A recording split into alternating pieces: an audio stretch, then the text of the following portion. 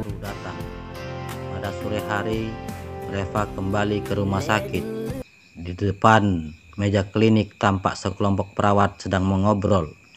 "Hei, kalian sudah dengar belum? Ada perawat baru yang baru datang ke rumah sakit dan dia juga sangat cantik. Informasimu itu terlalu lambat. Aku sudah mengetahuinya sejak kemarin. Perawat baru itu datang melapor kemarin. Saat itu ada banyak dokter di rumah sakit yang terheran-heran." "Itu benar. Aku dengar bahwa ada selusin lebih dokter pria di rumah sakit ini berusaha mendapatkan perawat ini agar bisa bekerja di bawah departemen mereka. Para buaya ini benar-benar tidak punya niat baik. Saat melihat wanita cantik, mata mereka langsung tak bisa berpindah tempat sama sekali. Apa boleh buat, perawat itu terlalu cantik. Itu adalah sebuah keberuntungan. Kau tidak melihat perawat itu kemarin. Katanya dia adalah kembang kampus waktu di sekolah. Aku yang seorang wanita saja, kalau melihatnya pun mata tak bisa berpindah tempat, apalagi para buaya-buaya itu." "Kalian semua ketinggalan berita terbaru. Aku kasih tahu ya, tadi pagi ada beberapa dokter muda yang hampir saja berkelahi di kantor wakil direktur rumah sakit hanya karena ingin si perawat ini ditempatkan di departemen mereka. Yang benar, hanya demi seorang perawat. Pantaskah? Kapan mereka akan berkelahi demi diriku? Kalau saja itu terjadi, pasti akan sangat seru sekali. Lupakanlah. Kalau kau sudah bisa menurunkan 25 kilogram, mungkin masih ada sedikit harapan. Coba kalian tebak, pada akhirnya perawat itu akan ditempatkan di mana?" "Aku rasa mungkin dia akan ditempatkan di departemen Roy atau ke departemen Jose. Aku rasa juga begitu. Roy dan Jose, keduanya adalah dokter terkenal di rumah sakit kita. Selain itu, mereka berdua juga memiliki latar belakang keluarga yang baik dan belum pernah menikah. Jadi, mereka pasti tidak akan melewatkan kesempatan seperti itu. Kalian tidak tahu ya, tadi pagi aku sempat melihat mamanya Roy itu datang ke rumah sakit. Aku rasa mungkin karena hal ini juga. Wah, apakah sekarang adalah hari pemilihan menantu? Hanya Roy yang pantas mendapatkan wanita cantik seperti itu. Mereka berdua sangat serasi." Reva terdiam sesaat mendengarkan obrolan semua orang. Hampir berkelahi hanya demi seorang perawat. Apa tidak memalukan? Dia tidak terlalu peduli dengan kabar tersebut. Jadi dia langsung pergi ke departemennya. Begitu masuk ke kantornya, dia merasa ada sesuatu yang salah. Kantornya tampak rapi sekali. Dia juga tercium aroma parfum di ruangan itu. Reva langsung terkejut. Di departemen ini hanya ada dia sendiri. Bagaimana mungkin bisa ada aroma parfum? Tampak seorang perawat masuk dari depan pintu ketika Reva sedang bertanya-tanya dengan heran. Reva mengusap matanya dan melihat bahwa perawat itu adalah Devi Tanaka. Reva terpaku. "Nona Devi, kenapa? Kenapa kau ada di sini?" Devi menyeka keringat dari dahinya sambil tertawa dan berkata, "Tuan Lee, aku sudah hampir lulus, jadi aku harus mulai magang. Oleh karena itu, aku melamar untuk menjadi perawat di rumah sakit ini. Ilmu medismu sangat bagus.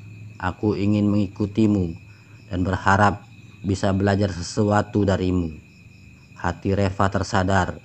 Jangan-jangan perawat baru yang tadi mereka bicarakan itu adalah Devi, kembang kampus, wanita cantik. Ini sudah pasti dia. Maaf, Departemen aku biasanya sangat santai, jadi aku tidak membutuhkan perawat. Kalau ingin magang, lebih baik kau pergi ke departemen yang di depan itu saja, ujar Reva. Dengan cepat Devi berkata, "Kak Reva, aku datang ke sini sebenarnya untuk belajar darimu. Tenang saja, aku ke sini untuk membantumu. Aku tidak akan mengganggumu. Ruang kerjaku ada di sebelah. Kalau ada sesuatu, kau bisa langsung memanggilku." Reva merasa sakit kepala melihat Devi yang keluar begitu saja. Sejujurnya, dia tidak suka dengan Devi ini. Kalau bukan karena dia adalah cucu dari Dokter Tanaka, mungkin Reva tidak akan peduli kepadanya. Reva tak menyangka dia masih berani datang menemuinya setelah ada begitu banyak hal yang terjadi. Tetapi karena Reva menghormati Dokter Tanaka, sehingga dia tidak mengatakan apa-apa. Departemen Reva ini benar-benar sangat santai, berada di kantor selama 2 jam tanpa ada satu pasien pun. Pada pukul 5, Dokter Tanaka bergegas ke rumah sakit untuk menjemput Reva secara pribadi dan langsung pergi ke rumah Austin.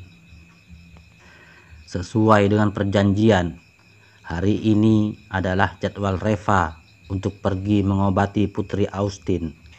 Saat berada di dalam mobil, Dokter Tanaka menunjukkan rasa tidak enak hati sambil berkata, "Tuan Lee, aku benar-benar minta maaf. Aku sudah memberitahu Devi agar tidak pergi mengganggumu, tetapi dia sama sekali tidak mau mendengarkan aku. Sebenarnya Devi juga ingin meminta maaf kepadamu, dan juga dia tahu bahwa apa yang telah dia lakukan sebelumnya telah membuatmu memandangnya rendah dan tidak ingin memperdulikannya.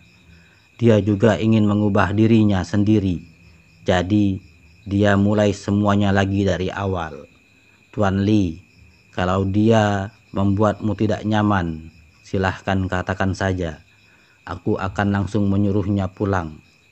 Karena Dokter Tanaka sudah berbicara seperti itu, jadi bagaimana mungkin Reva tidak menjaga martabatnya? Tidak masalah, dia masih muda.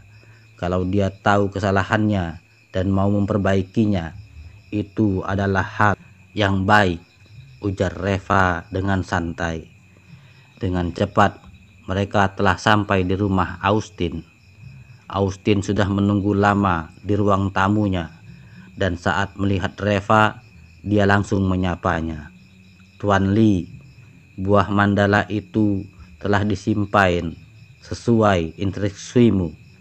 Reva mengangguk, lalu dia berjalan ke bangsal tempat Putri Austin dirawat. Naomi masih terbaring di tempat tidur. Meskipun Naomi terjaga, tetapi tubuhnya masih sangat lemah karena penyakit misteriusnya itu, sehingga Reva tidak memberikan terlalu banyak obat kepadanya. Jadi sampai hari ini dia masih belum juga pulih. Buah mandala itu terletak di atas meja yang ada di sampingnya, dan juga tampak ada beberapa ramuan obat lain yang semuanya itu sesuai dengan yang Reva resepkan. Ramuan obat yang Dokter Tanaka pilihkan secara pribadi adalah ramuan obat yang memiliki kualitas tinggi. Reva menggabungkan semua ramuan ini, lalu menumbuknya dengan lesung batu dan memasukkannya ke dalam pot obat, kemudian merebusnya dengan api yang kecil. Setelah sekitar setengah jam, aroma obat tercium di ruangan itu. Reva menuangkan cairan obatnya, kemudian dia merendam buah mandala itu di dalam cairan obat tersebut. Orang-orang yang berada di sekitar itu melihat buah mandala itu langsung meleleh dalam sekejap mata seperti es batu yang dimasukkan ke dalam air panas saja. Bagaimana bisa seperti itu? Dokter Tanaka tidak tahan untuk berseru. Harus diketahui bahwa buah mandala yang kelihatannya biasa-biasa saja itu sebenarnya sangat keras. Bahkan ditumbuk dengan lesung batu pun buah mandala itu tidak bisa pecah. Tetapi sekarang cairan obat ini malah benar-benar bisa membuat buah mandala meleleh. Reva tertawa. Semua hal di dunia ini ada yang saling memperkuat, ada juga yang saling melawan. Seluruh buah mandala ini adalah obat. Jika direbus seperti biasa, pasti akan ada residu yang tersisa dan khasiatnya juga akan berkurang banyak. Hanya dengan metode ini baru bisa melelehkan buah mandala untuk mendapatkan khasiat obatnya yang terbaik. Dokter Tanaka langsung terpana. Kalau bukan Reva yang turun tangan secara langsung, dalam seumur hidupnya dia benar-benar tidak akan pernah tahu bahwa ada metode seperti itu. Buah mandala ini benar-benar meleleh dan semangkuk cairan obat itu juga menjadi berubah warnanya. Sup obat yang awalnya berwarna hitam itu kini berubah menjadi warna merah cerah seperti darah dan memiliki keindahan yang spesial. Reva mengeluarkan jarum peraknya lagi dan meminta Naomi untuk duduk tegak. Dia mengeluarkan 3 jarum perak dengan satu tangannya dan menusukkannya ke 3 titik akupuntur besar di kepala Naomi pada saat yang bersamaan.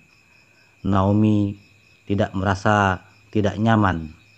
Seorang ahli akupuntur tidak akan membuat orang merasa sakit. Kasih dia minum obatnya.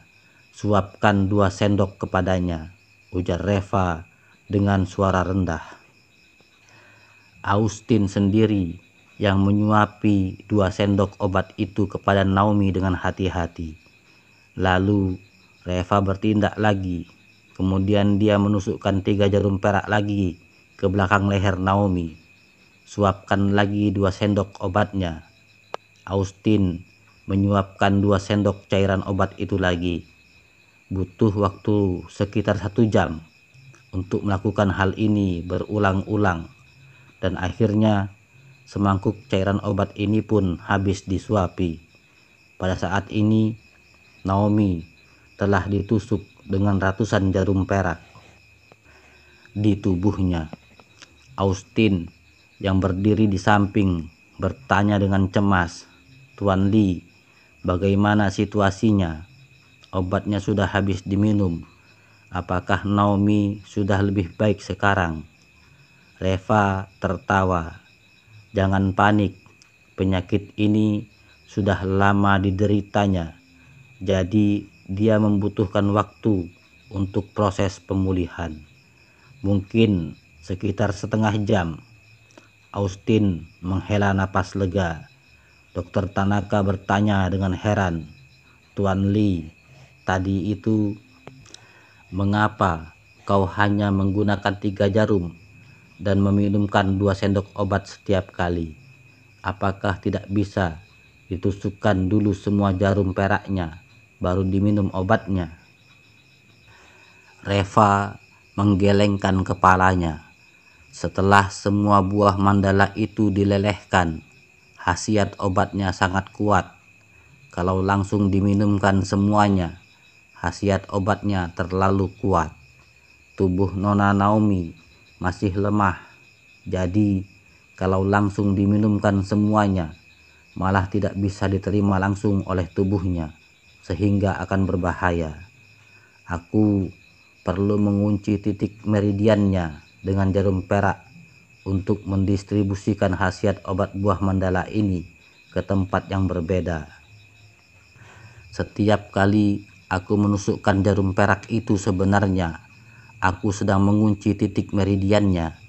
Dengan cara ini, setiap 2 sendok obat itu dapat didistribusikan khasiat obatnya ke seluruh tubuhnya. Dan itu juga tidak akan berbahaya terhadap tubuh Nona Naomi. Setelah mendengar penjelasannya, Dokter Tanaka baru memahaminya. Lalu sambil menghela nafas dia berkata, "Tuan Li, kau benar-benar jenius. Aku benar-benar tidak menyangka bahwa metode seperti ini juga dapat digunakan untuk mengobati penyakit. Tidak sia-sia orang tua ini hidup sampai sekarang, karena hari ini aku bisa melihat metode pengobatan Tuan Li hari ini." Austin juga sangat terkejut. Di dalam hatinya, dia bahkan lebih mengagumi Reva lagi. Setengah jam kemudian, Reva mencabut jarum peraknya satu demi satu. Selama proses pencabutan jarum ini, wajah Naomi berangsur-angsur berubah menjadi kemerahan, dan ini membuat semua orang terkejut. Harus diketahui bahwa Naomi telah menderita penyakit insemia, kekurangan darah, sejak lahir, sehingga wajahnya selalu tampak pucat. Dan pengobatan Reva ini ternyata sangat efektif. Setelah mencabut semua jarum peraknya, lalu dengan lembut Reva bertanya, "Nona Naomi, bagaimana keadaanmu?" Wajah Naomi berubah menjadi sedikit kemerahan dan berkata dengan suara rendah, Aku merasa sangat lapar." Austin langsung tertegun. "Lapar, benarkah?" Biasanya Naomi makannya sangat sedikit karena penyakitnya. Selama bertahun-tahun, Austin telah mencoba sebisanya untuk membuat Naomi makan lebih banyak. Tetapi bagaimanapun juga, Naomi tampaknya sama sekali tidak pernah merasa lapar. Dan ini adalah pertama kalinya dia bilang lapar. Reva mengangguk. Sepertinya dia sudah tidak ada masalah. "Tuan Austin, tolong minta dapur untuk menyiapkan bubur." Austin sangat gembira. Dia langsung melambaikan tangannya sambil berkata, "Cepat, cepat, cepat suruh dapur memasak bubur dan siapkan untuk nona muda." Para pelayan yang ada di ruangan itu juga tampak sangat bersemangat sekali. Dengan cepat mereka mulai bergegas. Naomi selalu bersikap baik kepada mereka, sehingga semua orang berharap Naomi bisa segera pulih. Dengan penuh emosional, Austin berkata, "Tuan Li, apakah penyakit putriku ini benar-benar sudah sembuh total?" Reva berkata, "Cobalah dan kau akan mengetahuinya." Austin tercengang. "Bagaimana cara mencobanya?" Reva mengambil jarum peraknya dan berkata, "Nona Naomi, maaf, aku akan menusuk jarimu sebentar." Naomi mengangguk dan mengulurkan tangan kanannya. Reva menusuk jarinya dengan jarum perak dan darah langsung menyembur keluar. Austin tampak ketakutan. "Tuan Li, putriku ini menderita penyakit kekurangan darah. Tidak bisa melakukan hal seperti ini. Tidak bisa ada luka di tubuhnya. Begitu terluka, maka luka itu tidak bisa sembuh. Dan pendarahannya tidak akan berhenti." Reva tertawa. "Tidak apa-apa. Lihatlah, dan kau akan segera mengetahuinya." Darah di jari Naomi kemudian berhenti dengan perlahan-lahan. Mata Dokter Tanaka langsung melebar. Ini benar-benar sudah tidak berdarah lagi. "Tuan Austin, Anda lihat, cepat lihatlah. Ini benar-benar tidak menyemburkan darah lagi." Austin yang melihatnya juga sangat terharu hingga hampir menangis. Penyakit kekurangan darah pada Naomi, jika ada darah yang menyembur dari lukanya, biasanya tidak bisa membeku dan akan terus berlanjut. Di masa lalu, jika ada luka seperti itu di tangan Naomi, maka darah itu akan terus keluar untuk waktu yang lama, dan dia harus menggunakan metode khusus untuk menghentikan darahnya. Dulu sekali istrinya juga menderita penyakit seperti ini. Jadi ketika melahirkan, dia mati karena kehabisan darah. Dan untuk alasan ini juga, Austin telah merasa khawatir selama bertahun-tahun.